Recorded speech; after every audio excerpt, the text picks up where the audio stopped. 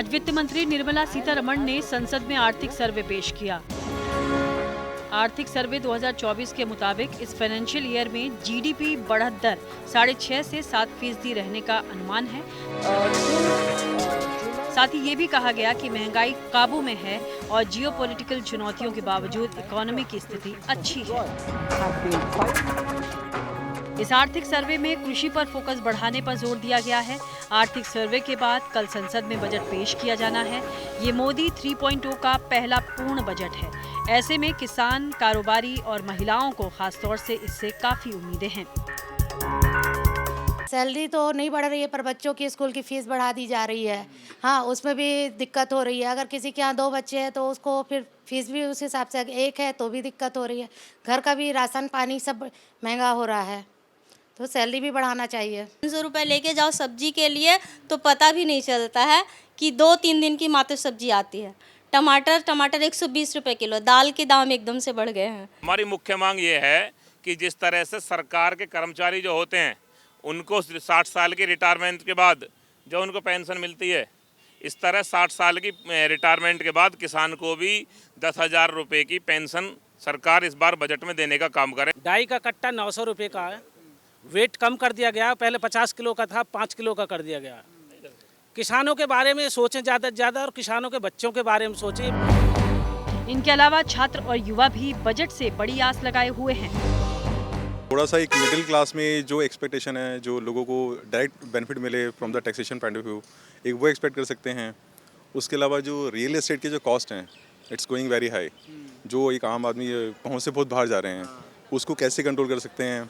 Education का जो cost है दैट इज़ वेरी हाई, उसको थोड़ा फोकस कर सकते हैं। पहले टैक्स रेट, होम लोन का रेट कम हुआ था, लेकिन ईयर बाय ईयर इंक्रीज़ होता जा रहा है। डिमांड भी बढ़ रही है, हम समझ रहे हैं कि होम महंगे हो रहे हैं, बट फिर भी एक कहीं ना कहीं कुछ ना कुछ रूल रेगुलेशन लाना चाहिए गवर्नमेंट को, जिससे जो बढ़ती हुई कीमतें हैं वो मिडिल क्लास की रेंज में आए। ये बीइंग अ स्टूडेंट मैं बता रहा हूँ कि अभी जो इस पे मैं चाहता हूँ गवर्नमेंट ज़्यादातर काम करे और बहुत ज़्यादा फोकस लगाए, वो है स्किल डेवलपमेंट के ऊपर।